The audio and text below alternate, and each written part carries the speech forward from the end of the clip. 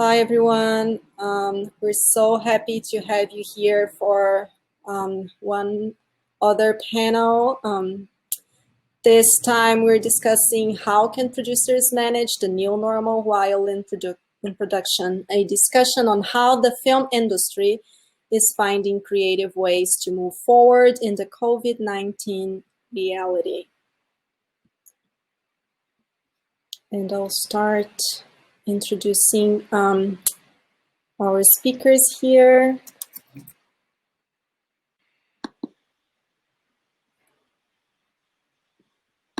So Randy Greenberg is an executive producer and senior entertainment industry executive with an emphasis on business affairs, marketing and distribution, as well as product strategy and operations. Over the past 25 years, Greenberg has been involved in the greenlighting, marketing, and distribution of more than 200 films, and his strategies have produced over $5 billion in the theatrical box office. Greenberg has executive produced 3 feature films, The Meg, whose release worldwide and achieved over $530 million in the worldwide box office, making it the first one in U.S.-China co-production, making it the first U.S.-China co-production ever in terms of the worldwide box office.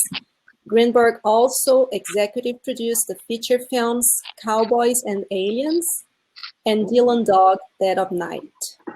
Greenberg is currently developing The Meg, a sequel, and in production of an animated television show for a streaming network to be released in October 2021.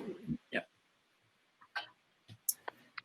Shelley Robertson is a creator, writer, co-director, and executive producer.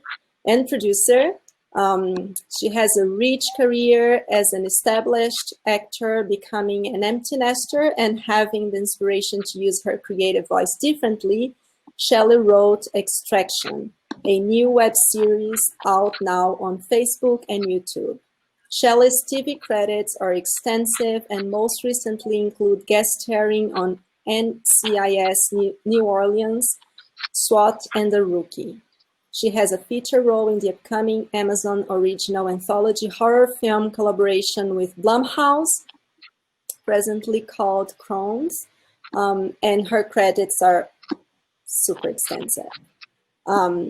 Amy M. Samuelson began her career in New York City, working for the MTV networks, now known as Viacom. She has produced projects throughout the US, as well as Spain, Mexico, England, and Germany. She resides in LA, where she's hoping to produce her first feature film in 2021. She's known for her sense of humor and being a solutions expert. There we go. So thank you guys so much for joining us. We're so excited to have you all here. And I think that Rafa will kick off with the first question for our panelists. Yes. Hello, everyone. I am Rafael, and I am here to introduce the panel for everyone that's here. Just for let all know, this interview is being recorded and will be in our social media after the festival.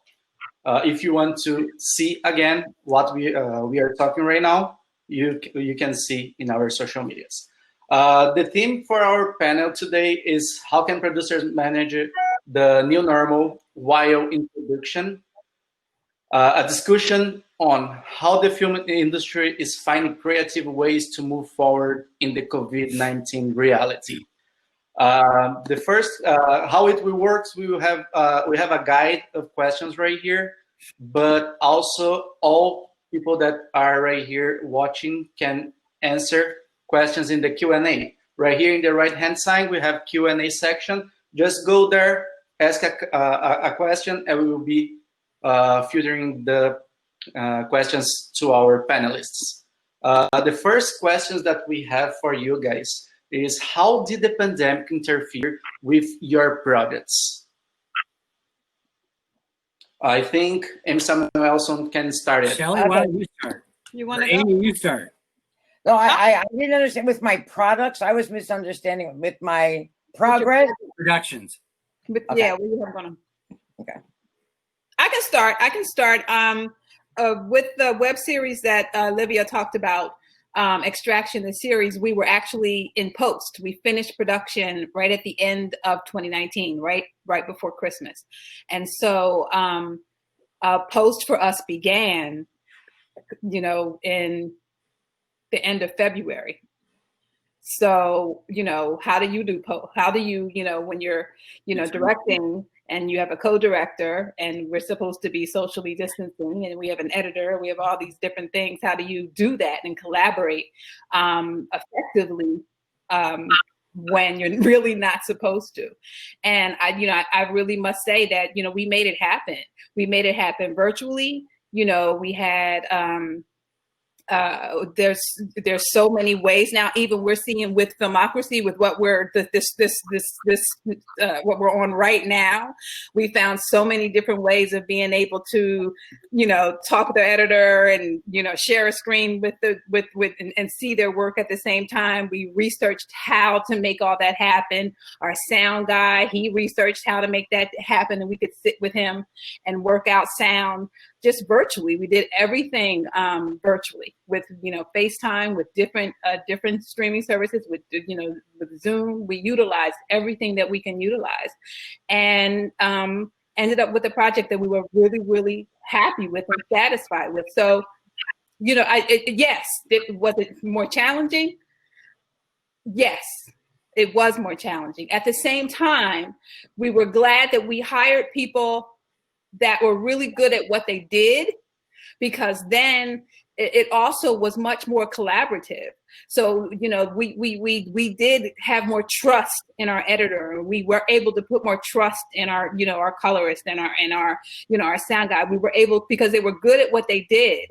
And so we didn't feel it necessary to sit with them as much as maybe we would have done if we could have, if we had to, because they were good. And so when they brought back drafts to us, those drafts were really, really quite good, and we could just sit and just kind of tweak different things. So we were lucky in that respect. But I can't say that it was challenging, but I can't say that it was bad. It worked for us. And we ended up with a project that we really, really liked, and that we're really, really proud of, and has first-rate quality. So. Okay, nice. You have lucky that you were in the post-production, right? Because a lot of people were in the middle of the productions and needed to stop. That's different, yeah. And wait. Randy, did you have some productions in the time that started the quarantine? There were 2 productions that we were in soft prep on that we were looking to shoot in the summer, and both became scheduling conflicts because of that, because of COVID. So but these are these things happen. You have to roll with it, and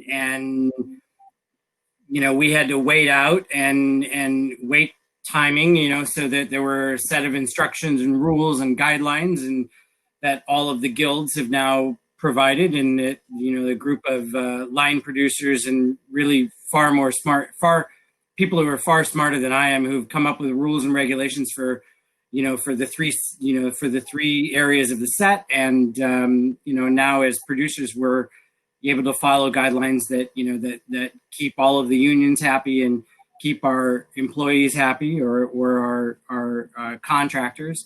And now there's an opportunity to move forward. But there are still people that are, there are still people out there worried about coming to a set and actually shooting something at the moment. So you have to be conscious of that. But yeah, I had a couple of projects that got pushed, and these things happen, and this is the life of a producer.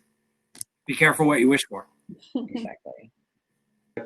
And you, Amy, do you have some productions? I'm in development on a bunch of different scripts. So how it affected us is that we just rewrote and rebudgeted and used all the time I have two other partners in order to us to plan, having a backup plan as to when we do get the go ahead and the green light and the money, how we're going to do it in COVID. Having said that, I took it upon myself to take every course I could.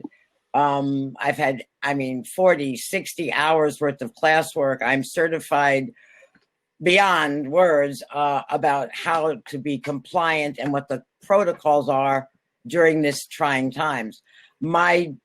As a producer, I'm like the set mom anyway.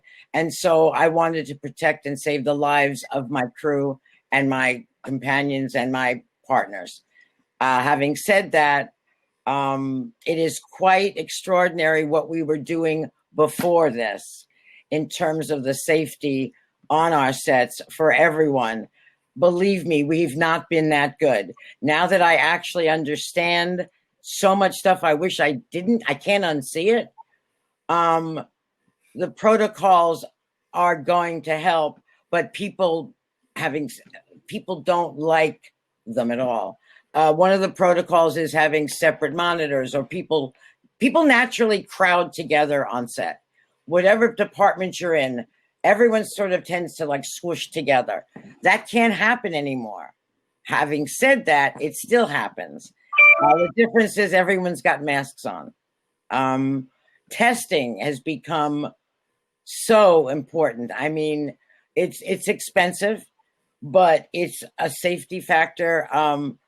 Obviously, there's many different tests, which I'm aware of. The most common one is the rapid test that's taken when you enter, before you can enter onto a set. They're not as accurate as something called PCR, which is a 24 or 48-hour one, which is where they put the thing up your nose that goes up to your brain. The rapid test only goes halfway up your nose. But we have to have some sort of standard that we can then go back to work safely. Then the COVID officers become the police on the set. It's a very unpleasant job. Yep. But I wanted to understand everything that had to do with it so that I could be I'm OSHA certified. So I'm learning stuff about safety and health on set that I'm not a medic, but things that we need to know to keep everybody safe. Because if one person gets sick, your production is shut down. Yep. So can I ask you a question, Amy? Yes. Are you finding this? I told you guys before we started that I just booked. I worked at the end of September out of town in Georgia, but this is the first time, and that was an indie. But this project is a major network series, right? And and they're tested every day, and are you finding? Are you finding any positives? Okay. Here's the thing. I've done about 8 jobs since we've opened up. I know, because the people don't. A lot of the jobs were done, but they didn't do a rapid test. They did it 3 days before, so I never saw that person if they tested positive, because they weren't allowed on set. No, not positive tests. I mean, positive. Oh, positive. Oh, positive. In general, yes. Exactly. Yes. I think that the things that will remain after. The atmosphere on set is everyone's really happy to be back at work. The grip's gripe. That's just how it is. But other than that, everyone is really happy to be there and to work. I think that there's a joy. No one likes wearing their masks, okay? And on set, you've got to wear the KN95. Gaiters and bandanas are unacceptable. So people are very bitchy about that. However, that's the ones that are 95% going to keep you safe. Mm-hmm. But I feel that for the most part, everyone's really happy to be back. A 14-hour day is exhausting no matter what. That's our standard, 8-hour days. What's that? And I think people get tired, and that's when they want to rip their masks off. But there's always, I'm a cheerleader. So I've been on the sets being like the cheerleader, like, come on guys, we're all in it together. I must have said that 5,000 times. But but we are all in this together, and I feel that there is a positive attitude. We don't want to get shut down. That's the thing. Yeah. And my thing is, you wear a mask and you sanitize and you remain 6 feet away. We're going to continue to work. From the outside of it, looking in as an actor, I think this is like the first time, the director has had a 30-minute Zoom call with me and, the guy playing my husband, because he knows, I'm not really going to see you. Right. On the set, and we sit down and just kind of chat. That was it, and it seems to me like every step of the way, people are letting you know what's going to happen, what is expected, what's required. Every step of the way, I am hearing from just about everybody, sometimes 2 and 3 times a day, and people are checking on you. I had a wardrobe fitting today. Okay, well, did they haven't seen you at the COVID testing yet? Did you go to? Oh, I'm headed there right now. To me, it almost feels like, and one of the things that I'm hoping that stays after all this is over, is a different kind of connection, that everything and everybody is important. I agree. Because one person messing up can affect the entire production. So we got to make sure that everybody is taken care of and everybody is feeling that sense of responsibility. I hope that stays. Well, I love that. I'm sort of that kind of person anyway. And I feel strongly that we only can be better from this. And I have to say that I think we're going to be, some of the protocols that I've learned and studied, I hope that they continue, because it's really just about sanitization and cleanliness. Absolutely. Because we've learned that this particular virus is airborne. Yeah. And I mean, what does that even mean? So I've never liked open catering. Everything. That's nothing. Catering, forget catering. Cover it up. It's lunch in a box, and it's no more craft service walking around with the tray of fabulous things. I miss that. I don't think that's a good thing. I miss that. I got it. Me too. Some of the joy. Cover it up. Put something on. I'm with you, Randy. That. The afternoon cappuccinos and the warm cookies, they come when at that moment in time when everybody's lagging and it's, lunch is 2.5, 3 hours past, and you got another couple of hours before your dinner break and you're lagging, and like, they come around with the cookies and the cappuccino. Like, I'm going to miss that. I miss that. Yeah, no, there's none of that anymore. But I just want to interview, and I'm curious, especially to hear from Randy, because we have a question here from Breno Nogueira, because we all understand that it's very important to keep the protocols and everything, but what about costs? Is there an estimate on how much the costs will go up? Are you planning to, how long do you think that you continue with this protocols, even after the vaccine comes?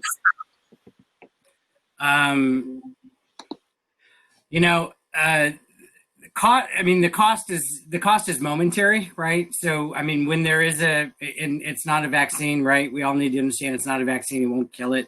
It just is. It's a flu shot. It's like a flu shot. This is not a flu, but it's like a flu shot because it's a virus and not, right, a disease. So once we're all vaccinated, then in theory we're all going to be, more immune to it, or more immune to the effects, I suppose. And we'll be back to some sort of semblance of normal. Is that 9 months from now? Is that a year from now? Is that 16 months? What is that? None of us really know. So this is momentary. This cost is significant. And for a small production, it's a bigger percentage of your budget than a really big budget production, but it's still a number that is significant. On a $10 million budget, it could still be a $400,000 cost between protection equipment for everybody, and it's really the tests and the additional personnel, and that's one thing. But the real cost from an independent, forget studio movies for a minute, from an independent stature, the real cost is who's going to cover you when you have to shut down, because you can't get a bank loan, because you can't get a bond. The bond, Right. and if you can get a bond, it's super expensive. It's now 2 or 3 times more expensive than it was, and it doesn't cover COVID. So if you're shut down because of COVID, who pays for that? And it probably goes back to your equity investor. So you now have to build in, you have to build in a time period in your budget where you're going to be shut down, and your investors, have to be willing to put in for that. Or with many independent movies that you're seeing, that I'm seeing today, they're just going to, the investors saying, I'm not paying for that. I don't want to pay for that. So I'll sit on the sideline and I'll wait until this is over, because there's no reason for an investor to make a movie right now unless they need to for some other reason that isn't financial. Because the financial reason, it's too big of a hit to pay for all the COVID, the way that you have to implement COVID and the COVID restrictions and regulations on set, that cost, plus the additional personnel, plus the testing, all of that, and take the risk. There's just no reason for it at the moment. So I think Universal came out, or somebody wrote or said something that Universal on the current Jurassic World, which is shooting in the UK, the added cost was $5 to $7 million. Wow. I mean, mind you, that production is a $200 million. So again, it's 2.5%, 3%, 4% of their budget, but that's a big number because they got a lot of people. The real issue, and to go back to what Shelley and Amy were saying, is that what you're finding is, if you were a movie that at one point in time, a year and a half ago, or even back in January, would have been 100 people, an independent movie with 100 people, you're now an independent movie with 60 people. Exactly. And you're in 3 different sections. You're in the A section, the B section, and the C section. And there's, if you're wardrobe and you would have 8 or 9, you now have 4 or 5. If you were props and you had 3 or 4, you're now 2. And you can't go from the C area to the B area to the A area anymore. A area is completely sealed off, except for limited people who can go in. Everybody in B can't go to C, they have to stay in their area. And everybody in C is kind of quarantined to C to never move between B. So that's a big difference. And to go back to Shelley, what you're saying is that, there's a camaraderie, there's a real also separateness to the way shooting is done now. And that's taken away from the camaraderie of everybody together, and has really distanced the main unit, if you will, from the office even more than it used to. And that's unfortunate. But this comes down to the efficiency of budgets now. And I don't think in the end, when we're done, we're going to go from 60 people on set back to 100. I think we're going to go from 60 to maybe 66, 67. I have to say, Randy, I completely agree with you about this. It's the new normal. The new normal is a smaller crew. The new normal is everything is shrinking. The new normal hopes to be more efficient. Yeah.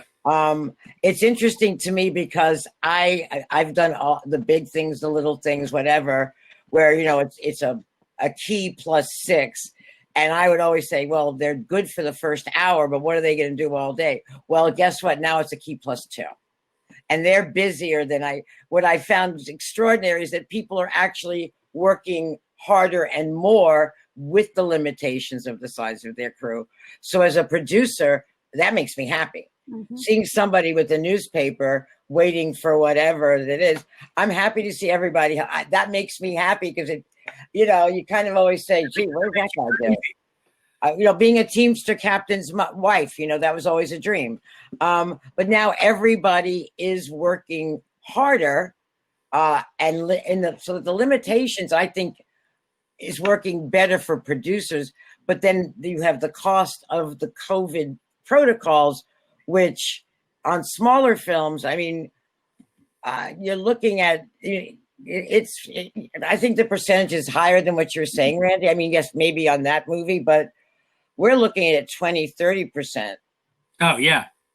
Okay, added to the budget. It all depends on what your budget is, but the lower your budget, the higher the percentage of the Exactly. I'm looking at smaller budgets, and the investor I was talking to this week was like, well, what happens if you get shut down? That exact same question. I said, well, we're going to really try not to that to happen.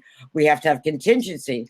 Now, what you said about the bonding concerns me because that number has tripled. I got to go back to movie magic. Another brick in the wall. Oh my goodness. I mean, it feels like we'll get through it, but I can tell you right now, COVID compliance is going to go on for another 18 months, Randy. I think you're right. Whether we have a vaccine or not, because of the fact that people are they're atypical, they're asymptomatic. Yep. You'd be surprised at just how easily. Yeah. The moment when we start to get the shot, and everybody starts to get the shots, until that time that it reaches through everybody, and everybody starts to feel comfortable. So you're right. I mean, we're going to be in these protocols for at least 18 months, maybe the low end. Right. So that's why I really have been studying it so that I can help. You know, I can do safety and healthy maps, risk management. I've learned all about that in the hopes of making our next production lean, mean, and not get ill, get sick. Having said that, this thing no one really understands it yet still. I mean, last week the CDC said, masks are okay. Now they're going, oh yeah, you should wear a mask. Like, so we don't have, for me, the problem is that we don't have a central place that will tell us to give us instructions that everyone will follow. Even the unions have different protocols. It's not one kumbaya protocol. And it gets really confusing when you read what SAG says, what the DGA said, then the AICP said, then YATSE said that. I mean, so the idea is 4 major things: safe, 6 feet apart, wear a mask, wash your hands as often as you can, and remember to wash the back of your hands. Forget the gloves. That, if you do those things and just practice, safety with yourself and health, you're going to be fine. Yeah, I mean, as more of a business side of the producer, because I'm not a line producer and I'm not, I handle some of the creative producing functions, but more of the partners that I deal with that from my standpoint, it's actually not, the biggest issue is not people on set. It's what do people do when they leave? Exactly, when they go home. And there's now contracts and releases that are being signed by all involved. But the reality is, like, the COVID, Amy, you were saying this earlier, it's like the COVID police, and it's sad, but it's the way that it has to be. That you might have a 23-year-old, 24-year-old who's taking your temperature and giving you a test, but that person literally, if you as a behind the scene, as a below the line worker, whatever your job is, if you don't follow the directions, they have the authority to fire you on the spot. Oh yeah. Because there is no tolerance at all. Well, let me tell you something. I've been doing some COVID compliance officer work, waiting for our movies to get, green lit. And I don't want to be that person, but I had to have someone fired last week because they just consistently, and I had to do it. You have to do it going through the head of the department, then you go to the producer. And this guy left and he's just grumbling, but you have to do you got to follow the rules. Just like, my whole thing is you buckle up your seat, right? You put a seat buckle on when you get into a car. Just put a mask on. Just not hanging it down by the nose. This is my favorite. The people love to just hang it right there. And they look at me, I'm like, could you pull your mask up? And they're like, why? I'm like, because really the nose is where it's coming from. That's why. So, yeah, but I really do feel, having said all this, that I still have a very optimistic feeling about that Hollywood's going to come back. We're working. We have not been shut down. The protocols are in place. I'm excited. I don't know about it. I mean, I'm up for a feature, so we'll see how that goes. But I'm really hoping, because I'm a line producer, Randy, so I wish I on my movies, I'll be what you do. But right now I'm a line producer, and so a lot of the stuff falls on production. That's the sad part. The people who are affected the most by COVID compliance is production. It's just another thing production has to handle. And believe me, they're overwhelmed as it is. Yep. So, but again, they handle it with aplomb. Everyone's just happy to be back at work. Absolutely. And you know what? And when we are back to work, it should be happy and gratitude. Absolutely. So absolutely, so it's a good thing. What we do is important. I believe that. I believe that what we all do in this business and providing entertainment as well as inspiration to people is it helps people with their health. Maybe not as much as, but with a good portion of it, and I think it's vital. And I think if we all think of it that way, that we are providing an amazing service and have been. Where would anywhere would anybody have been these past months without Netflix, without TV, without where would anybody have been? I miss going to the movies. I miss it like crazy. It's okay. Turn the TV on. It's okay. It's not the same. I have to say, Kelly, it's not the same. It's not the same. It's not. You got to drive down to Orange County or Ventura County and go see a movie. It was great. I saw Tenet, and you saw it. We drove down. My wife and I drove down to Huntington Beach and saw it at the Century 25 or whatever it is in Bellaterra. I was so thrilled to be back in a movie theater having popcorn and a drink. It was great. It's great, Randy. Just a segue, because we have a question here just about that. Do you think after this COVID time, people will start going to the movies, or people are still afraid? Because there are some theaters or worldwide that are already opening their doors, right? But I think that people are still afraid of going. What are your perspectives about that? I think it's, everybody can see it. People are afraid of going to the movie. When theaters are open, where theaters are open, some people are going, and it's okay. They're also limited capacity, so not everybody can go anyhow. But a lot of people. I don't know if they're afraid. I think a lot of people just don't want to go. Going out to somewhere new where you haven't been in 6-7 months, right, is a new. It's not necessarily an adventure in a good way, and you don't know whether or not who you're going to see and do they have it and have. And you don't want to bring it home to grandma or grandpa, and so people are cautious. I'm not sure they're afraid. I think they're cautious, and I think that's okay. But again, once we get past, once we get a shot that all of us can take, and I think people are going to be willing to go back to the movie theater. I think once people feel more comfortable, they feel more protected, they feel more that if they do get it, that they're going to be okay. And if they do get it, that, enough people in their family have been, have shots, or certainly the older people in their family have shots. I think people will go back to the movie theaters. It's seeing a movie collectively in a darkened movie theater, with people you don't know, with popcorn and a Coke and your jujubes and, beans and, and your milk duds and stuff is just something I think that people will continue to do. Randy, I have to just correct something that you're saying about grandma and grandpa. I think everyone should be very aware that COVID has no age limit. The people at risk, that whole thing about people at risk, 9-year-olds are getting it. A pregnant woman is getting it.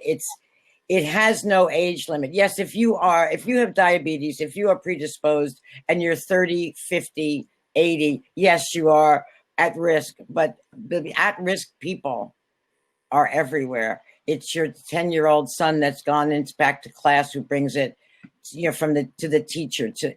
I just think that putting an age on it, I have an issue with that. Not that I'm old, but I have an issue on this particular virus doesn't have an age limit.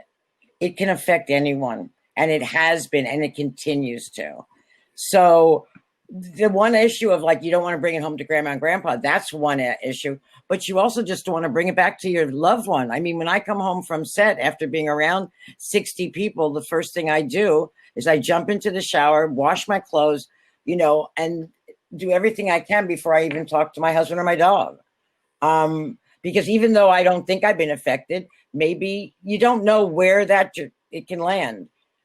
So I feel that I feel strongly that we have to be aware of all ages. Everyone can bring it to you. And now they're even talking about animals. I mean, it's everything. To go back to the question, people will go back to the movie theaters. They're showing it internationally. I mean, people are going back in the theaters, you know, around the world, and it'll happen. It's going to take time. And will it be what it once was? I don't know. We won't have as many theaters, I don't think. I think you're going to see a lot of theaters go out of business. And I know. For some, you know, in some places that's going to be okay. You know, we've had a lot of theaters for a lot of time showing, you know, the same movie over and over and over again. But we'll see. But I think people will go back to the movie theater. And by the way, we're all tired of being stuck in our houses too. So we want somewhere else to go. So. Right. No, I completely agree with that. I just wanted that was just the issue of who's going to get infected, because everyone can get infected. And I also think that socially distanced in a movie theater still, there's some great stuff about doing it. And then there's the negative of that guy who was coughing in my face when I was in the movie theaters last year, you know, that I felt like, ooh, what is that? Or the person on the plane that starts coughing. I mean, those things exist. Our paranoia has gotten higher. I love going to the movies, but it's going to be a minute. I'm not going to lie. I can't wait. Like I will never go back to a gym again. Never. That will never happen. And by the way, that breaks my heart too. I will never go back to a gym again for sure. But I love. I mean, I would go to the movies at least once or twice a week. That was my thing. Yeah. You know, I love going to the movies. But it's going to take a second. I actually seen your movies, and I love your movies. Cowboys and Aliens, best, great movie. So I've seen it in the theater and I've seen it on TV. It's better on the big screen. That's the whole point. It's nothing like the big screen. And so I will continue to go, and I'll just do what I usually do, which is that first show when no one's there, or that 2:00 show on a Wednesday. I'm that girl anyway. So I can't wait. I miss that. I miss the gym. The gym in the movies, won't go to the gym. But you know what? And I say that, but at the same time, I got on a plane and went to Georgia for a gig at the end of September. Right. And I didn't think I would. And trust me, I looked like the alien. You know, I was hooded up, and the shield and the mask, 2 masks on. And I mean, but I did it. And if I got another gig and had to get on the plane, I would do it again, you know? So, you know, I say that, but when the time comes, maybe I'll feel differently. One of the questions that disappeared was someone talking about, does it take longer to shoot? The answer is yes. Almost the last 6 shoots I've been on, at least 2 hours extra that they did not plan for. This job that I'm doing now, I wish I could tell you what it is, but I don't think I can. But the director was saying that most jobs have gotten a couple extra days. They have gotten a couple days to complete their episodes. This particular show has not. Wow. And he said we got to finish our day. I think as we get more comfortable with how the shooting goes and how the revised set is, with the number of people and the revised makeup of the set. I think as we get more comfortable and we get further into this, a few 4 or 5 months from now, I think the additional days that seemingly need to be done now will not go away, but they'll get to be less than, I suppose, or fewer days. But we'll get more used to this. But right now, as everybody's getting used to it, and especially the actors, right, it's really in front of the camera. but it's making sure everything that every actor and needs to be in that scene is there. And you can't have people running in and out all the time. So people forget things. So it takes a little longer. And then as we get more used to that and the actors get more used to it and the director gets more used to it and the lighting and all of that, it'll get a little faster. But right now we're implementing a new structure and a new implementation. And because of that, it's taking a little bit more time every day to get the same number of shots and to get the same number of scenes in, the same number of pages shot in a day. In developing your projects, both you guys, do you, I'm seeing how this project has changed in the writing. Because there's less people, they're doing a lot of intercutting between scenes, things like that.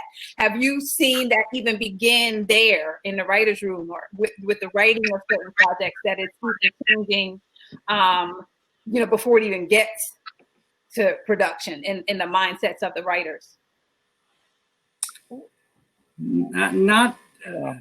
I mean, if you want to shoot something right now, you're probably that has to be shot right now because of whatever the outside issues are, then I'm sure that's happening. Nothing that I'm working on right now has to be shot right now. So I'm personally in my productions, I'm not seeing that. It's not changing anything. And I can say that the scripts that we've been working on, my partners, we're not writing for COVID. I think that's just nothing is being written or no information is truncated or shortened or any of that. The scripts are the scripts are the scripts. What will happen when they're produced may change, but right now in development, nothing is changing in terms of that. The shooting is what's changing. The director talking to you remotely is unnerving, I would imagine, Shelley. That's what I'm. Certain things where the person comes up and whispers in your ear is not going to happen anymore. That's a different protocol now. We're in a whole different paradigm. It's like, so none of that like private conversations, none of those whispering, you could do it. Now it's, that's almost like robotic. It's different, but I think we will adjust because as human beings, we adjust, we make corrections. That's not working. I'll do it this way. I mean, I think that was what makes us filmmakers. We are used to having to think on our feet and have 6 plan A, B, C, D, and E in our pockets. We have to. So to me, COVID's just another plan C, okay, versus, and that's how I'm seeing it. That's how I produce. That's my attitude. Okay, well, that's going to take longer. Let's do this. Do it. Yes. But I think that's just because, I mean, I'm going to say Americans, because I think the American filmmakers, we are extremely resourceful. And this too, we'll figure it out. I think we are figuring it out. It's sort of like I'm excited about that. But again, the writing I'm seeing, no one is saying is doing anything differently than they did before. No, you don't think so? They're not minimizing people. They're not, No, not that. I mean, I've got like 8 scripts in my little world, and we do rewrites, but never has it been, let's get rid of, I always say, let's get rid of the characters. Sorry, because there's 73 characters. I need to cut them down. But other than that, no. I think, Shelley, you're seeing projects that are happening right now. Yeah. And because of that, you're seeing that, and you're seeing a lot of that. Yeah, it's happening. Yeah, anything that doesn't have to be shot right now. So all the episodic television that's back to work and all that kind of stuff like that makes perfect sense that they're minimizing intercuts or shots of multiple people, and it's a shot of somebody with, in theory, somebody behind, like all that I can totally see that. I had a conversation with the director because it was a scene where I was talking to my husband, and then right after that, he was talking to somebody else in a different room, and I was like, okay, is this about something? This is, you Star Trek, what's going on? And right. So no, he was like, oh no, this is going to be intercut, so I was like, oh, and there was a lot of intercuts in the script. So rather than doing the reverse shot, rather than doing all the coverage, I think that what I'm seeing is that the coverage that we used to do is getting minimalized. And that's okay. I mean, you don't have to have 75 takes. I think that if you become a little more... Speak for yourself. Huh? I mean, I'm just saying to you, as a producer, I'm joking. like just, well, you're like, okay, already, you got this, we got this, let's move on. So there's a lot of what I saw. Everyone, we got this, let's move on. It's more urgent. There's an urgency versus, all right, let's try that again. That's not happening. It's not going to give the editors a lot of places to go, though. So that's the other thing. The editors are going to have fewer choices, which may lead to creative decisions that may affect ultimately the pieces. Right. We'll see Right, but that's we always say we can fix it in post, Randy. You can't fix it in post if you don't have it. I know. I understand content. I was just saying what I'm seeing is that on the set, people are coming. If that's not working, let's do it this way then. Okay. Time, because this whole thing is adding time, and that makes people tired and the actors tired. So again, maybe this will make us more humane in our treatment of people versus how bad. Yeah, shush. I'm hoping. The idea of people in the production business work very long hours. Maybe we fix that a little bit. Maybe we are a little more mental health minded. I've been finding that is something very important during this time, the mental health of people, which we didn't really address. That is really something to be thought about. People are very affected by this in different ways. And then they come to you, and if you want it, they're a little off. I'm just seeing that. And I just think that I'm kind of wanting to be kinder and more generous. I think that I'm hoping that we keep that going, but I am seeing a lot of that. I'm feeling that. I will tell you, I'm feeling that, or maybe it's just what you were saying in the beginning, that people are happy to be at work, and it's a result of gratitude, but it just feels that way. It just, you can feel there is a positive energy going on, as well as the heaviness, yes, is there. You can't help it. But there is something else going on that's churning people. And it feels good. Yep. You're on mute, Rafa. You're on mute. We can't hear you. Can't hear you, Raphael. Sorry about that. We are talking about the production side. Let's talk a little bit about how it is working right now in the theaters and where it is going. We have we know that there is a secular decline in the film attendance, except for China. Is in the data that I saw in the Hollywood Reporter. What will be the future from the post-production, from the post-pandemic in the productions? We are producing from Netflix, from Hulu, and how it affects the production right now, because we know that what Netflix and the streaming space is different from the box office from the theater. What do you think is changing right now? What do you like? The theater will die. The streamings. What's the next steps from the streamings? I would like to start with Randy, that he's the guy that knows all the box office numbers. And after that, we will start a conversation about like this post-pandemic time from the theaters and the streaming platforms. Journalists have been prognosticating about the death of the theatrical experience since television started. And then the video cassette came in, and the DVD replaced the video cassette. Like, the theatrical experience hasn't gone away. I think what the theatrical experience is changed dramatically. Because the television experience has changed even more dramatically in the last 5-6 years. The amount of television that exists, the actors and the talent that are in front of the camera and behind the camera who are willing to work on television shows now has completely changed. The world's changed. I mean, arguably the world's changed. And, movies, it's really a question of where should the movie exist? All of the studios are changing their, production and their development teams into a single production and development team, that then there'll be a decision after the fact or while they're working on it about where the movie will wind up. Is it a theatrical movie or is it a streaming movie? Right. And is the project a theatrical experience movie, or should it be more of a television thing?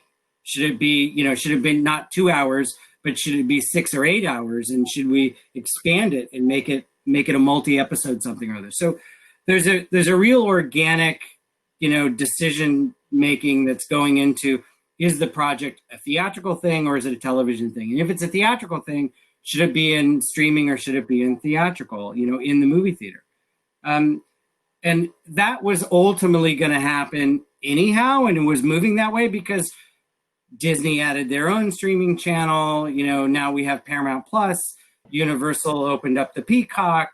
HBO has, Warner has HBO Max, right? Sony doesn't have anything yet, but they will, right? Ultimately, they will. And then there will be there are other independent, streaming opportunities out there. So all of these studios are going to have their own. So they have their own ability. And the reality is it's not about streaming. It's about being connected directly to the consumer, because that's where the technology business has made the entertainment business go direct to consumer. The entertainment business was always a business to business business. You made movies and then licensed them to the movie theater, another business. Then then people went to the movie theater. When you had video cassette DVD, you sold those into Walmart and other places, right? That's a business to business, right? And then Walmart sold them directly to the consumer, right? And then you licensed your movies or TV to television, which is a business to business, but then television then marketed to the consumer and sold advertising. Now the studios are having to get into the direct to consumer business because technology has forced them to do that. So is there a theater business? Yes, there's going to be a theater business, because you don't want to watch Marvel and Avengers and these, you don't want to go see Jurassic World on a screen that's this big. No, you don't. You want to see it on a massive screen with big effects. Yes. And you want the collective groan and the collective, and you want you want all of that together. And you can't get that at home with 5 people on a 55-inch screen. And so the theatrical experience isn't going to go away. But yes, we're making more movies than ever before. We're making more television than ever before. So Hollywood hasn't gone anywhere. To argue the other side, Amy, Hollywood hasn't gone anywhere. Hollywood's gotten bigger. There's more talent. There's more shows. There's more film than ever before, right? Join us. We're making movies. We're making TV shows. Hey, we just have to follow a new protocol. That's it. Hey, Randy, how about the indie filmmakers though? How about the small mom and pops? How is this affecting them? I worry because one of the things that you said earlier in talking about those investors not being as inclined to invest in certain projects right now because they don't want to lose their money, or they don't want to be be holding the bag. Where do you see that happening with those new faces, with those young faces? It looks to me, when I'm seeing people get deals now, and I'm reading the Hollywood Reporter and Variety, it's established people. I'm not seeing that many new faces, and I'm even asking for myself with my own project. I'm not seeing that many new faces getting those deals. And I think that's sad, because I think that is going to hurt Hollywood. But what do you think about that? Especially for everybody watching too, these new filmmakers, these up and coming people. What is the advice that we can give to them to hold on? It's coming back. It'll come back to us. Beyond keep creating. Oh, beyond keep creating. Yes. Look, I mean, this is well beyond the scope of this panel, but Hollywood's just undergoing seismic shifts in the business, the behind the scenes stuff, right? In front of the camera, like what the consumer sees, you couldn't be in a better, there's never been a better time to be a consumer of entertainment than now. right? The amount of entertainment and the places you can go see it and the control that you have to see it, what you want, when you want, wherever you want, has never been better. So as a consumer, this is great. So this is all a business side. And from the business side, the business is undergoing seismic shifts. Are talent agents relevant anymore? Right. Like, and the answer is yes. So all the talent agents that see this, you're all relevant, but there's seismic shifts in the relevancy of talent agents and agencies, and a seismic shift in management companies and financiers. I mean, the reality is, to go back to Shelley, what you just said, just keep creating.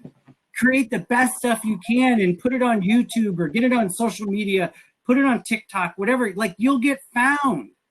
If you're really talented and you can break through and create your own audience, you don't need the business side of the entertainment business. It'll come to you, right? But if you're looking to just get plugged into and programmed into a show or a movie and things like that, then, that's where the business of talent agencies and management and the and how they work today, that's the stuff that's changing. And, but all the streaming networks, right? But streamers, not networks, but streamers and the networks themselves, they're doing more deals with more creative people today than they ever have. They're not doing deals with producers of, that haven't made something lately. Mm-hmm. They're not doing those types of deals, but directly with a director, directly with a lead actor, directly with a lead actress, right? Directly with the writers. They're all the deals. If you're creative, right? They're not doing deals with me.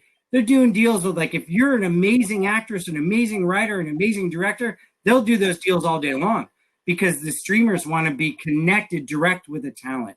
They don't want they don't want middle producers or people like me anymore. It's like, I'm not as old as a dinosaur, but I'm a dinosaur, right? No. I get a lot of experience and, and knowledge, but I'm a dinosaur. They want people like you, Shelley. They want writers and especially now with the world, with the Me Too movement and Black Lives Matter, like, being old and white and male is the worst. And I can't do anything about it. I was born this way, right? But it's the worst. It is the worst time for people like me, right? But if you are talented and you can show that talent and bring that talent every day, you can write your own ticket in this town. You really can. Guys, we are getting here in almost 1 hour. It was a very organic conversation. It was a really good panel. I have only one question it's not a question. We are ending the panel right now because 4 p.m. we have another panel. But which message do you want to say for the producers and people that work in movie productions right now? What they need to expect? Each of one of you, what do you have to say? The last message for the producers and people that work in producing. I think I'm going to say just what I said before. I think for everybody, it's just keep creating, just keep doing it. I agree with Randy. I know that's what I'm going to do. Nothing that's going to stop me, not even this pandemic. Yeah. If it can stop you, then go ahead and stop. McDonald's is always hiring. So it can't stop me. This is a must for me. So we just have to keep and because I do feel like what we do it's not brain surgery. No, we're not curing cancer. Maybe not. Maybe. I think it's vital. I think what we do is so important. And I think we have to just keep doing it. And we have to keep telling our stories, and we have to keep telling the truth. And we have to keep putting it out there and putting it out there in the best way possible so that it hits as many people as it can hit. That's it for me. Amy, what do you have to say? I have to say that I completely agree. And I Randy, talking about YouTube, talking about like all the different venues that now exist that hadn't before. If you're creative, if you've got your lights on, if you've got the hunger, that just will propel you. I still wake up every day excited to be in this business. I have a great passion for it. We write, we create. You got to keep on keeping on, no matter what. And that's how I live. I'm lucky to have two partners that we speak, that motivate and inspire me. I feel that you got to keep writing, you got to keep creating, and you got to keep knocking down as many walls as you can. As a woman, there's always been a lot of walls. So, it's the fight is the fight. But I believe in being creative. I believe in being passionate. And I believe that, like Randy even said, and Kelly too, we are so blessed to be in this business. We are so lucky to do something that we love. So yeah, McDonald's is still hiring, but I'm not working there. I'll do whatever I can, whatever job I can to keep getting my projects going forward. I think, don't give up ever. And, just love what you do and continue. That's my thought. And you, Randy, what your final message for everyone? This is temporary. It'll pass. And there'll be a new normal. There'll be something that wasn't what it was. It won't be this, but it'll be different. It'll be more efficient, hopefully more effective. But ultimately, it's still bound and wrapped in creativity and people's tenacity and determination, and the fact that I'm going to go with what Shelley and Amy said. There is no plan B. So just keep doing it. And Amy, I love it. Keep on keeping on. Making the 70s come back. I love it. I love it. And can I get my producer plug in? Please go watch Extraction, the series. It's on Facebook and it's on YouTube. Extraction, the series. Okay.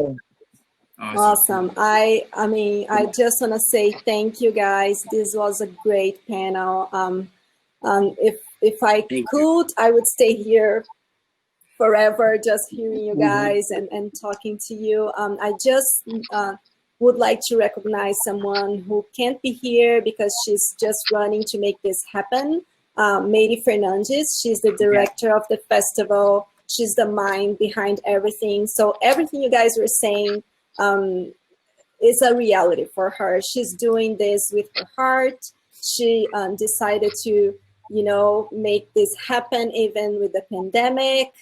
She went and found Filmocracy, and it's challenging, but here we are trying to make art and bring Brazilian cinema and listen to you guys. So yes, thank you. It's the resistance. I want to end with one thing. Any Americans out there, everybody get out and vote. Oh my God. Sorry, I got to get on a little bit of a soapbox. Yeah. Vote. Just awesome. I love it. Vote. Shelley, where'd you get that? I would like to say thank you for everyone. I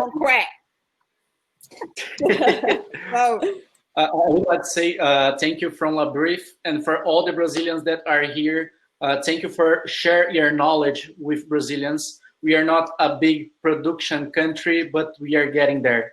Thank you so much for sharing your knowledge with all Brazilians, not only for all the people that are in the festival, but from all Brazil. We are getting bigger right now. The Brazilian cinema is getting bigger, and your knowledge is an influence for all the Brazilians. Thank you so much, guys. Thank you. Thank you. Thanks for having me. Bye, Randy. Thank you. If you want to watch all the Brazilian movies that we have, you can access right here in the Filmocracy. And if you wanted enjoy the next panel at 4 p.m., we'll have right now. Thank you so much, guys. Thank you. Take care. Bye.